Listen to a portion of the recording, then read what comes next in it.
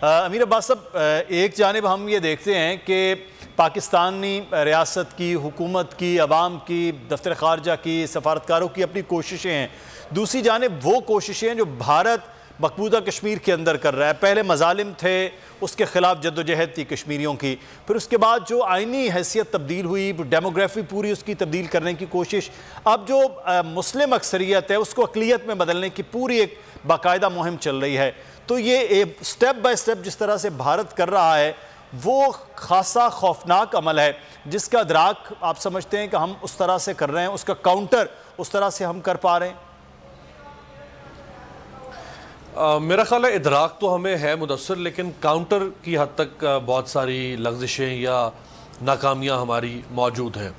یہ 2019 سے باقاعدہ اور باضابطہ طور پر بھارت نے یہ کام شروع کیا، جس کے بارے میں ہم اس سے کئی عرصہ پہلے یہ بات کر رہے تھے کہ بھارت آہستہ آہستہ ڈیموگرافی چینج کرنے کی کوشش کرے گا، تاکہ اگر کبھی کسی موقع پر آ کر کشمیر کا کوئی فیصلہ ہوتا ہے استصواب رائے سے یا کسی بھی اور انٹرنیشنل ثالثی کے ذریعے سے، تو وہاں پہ وہ آبادی کا تناسب اس حد تک تبدیل کر چکا ہو کہ وہ فیصلہ بالآخر بھارت کے حق میں جائے.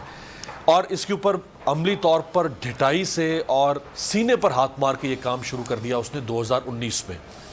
اس سے پہلے یہ چیزیں ان کی فائلوں میں، کتابوں میں، ان کی سوچ کے اندر موجود تھی اور وہ اس کے اوپر خاموشی سے کام ضرور کر رہے تھے. اب ہماری جو اس میں کمی نظر آتی ہے وہ اس لیے نظر آتی ہے کہ دیکھیں اس وقت امریکہ جو دنیا میں سب سے بڑا جمہوریت کا چیمپئن ہے، اور پھر اس کے ساتھ ویسٹرن یورپ جس میں اس وقت بیٹھے ہیں ڈاکٹر فیصل صاحب، اور برطانیہ کے نکلنے کے بعد فرانس اور جرمنی دو بڑی طاقتیں ہیں اس وقت ویسٹرن یورپ کی اور یورپی یونین کی. تو یہ دنیا کے جو 6-7 بڑے ملک ہیں جو فیصلہ سازی کے اندر کہیں نہ کہیں اپنا وزن ڈالتے ہیں کسی پلڑے کے اندر. ان ممالک کا ایک ورلڈ آرڈر ہے اور جس کو لیڈ کرتا ہے امریکن ورلڈ آرڈر، اور وہ ورلڈ آرڈر جمہوریت ہے سیاسی نظام کے اندر، اور وہ ورلڈ آرڈر ہے ہیومن رائٹس. یعنی پوری دنیا میں یہ ہیومن رائٹس کے نام کے اوپر انٹرونشنز بھی کرتے ہیں، یہ ہیومن رائٹس کے نام پر انویژن بھی کرتے ہیں، جیسے انہوں نے افغانستان میں کیا، جیسے انہوں نے عراق میں کیا، جیسے انہوں نے شام میں کیا، جیسے اور کئی ملکوں میں یہ کر چکے ہیں، اور ڈیموکریسی کے نام پر بھی یہ یہی کام کرتے ہیں. تو میرا خیال ہے کہ ہمارے فارن آفس کو، فارن منسٹری کو، ہماری جو اسٹینڈنگ کمیٹی ہے ان کشمیر افیئرز، ہمارے فارن مشنز جو ہیں، ان کو ان دو ایشوز کو بہت ہائی لائٹ کرنا چاہیے تھا جو اس طرح سے ہائی لائٹ نہیں ہو سکے. دنیا کے یہ تمام ممالک جن کی آواز مانے رکھتی ہے دنیا کے اندر، وہاں پہ ایگزیبیشنز ہونی چاہیے تھی ہیومن رائٹس وائلیشنز کی.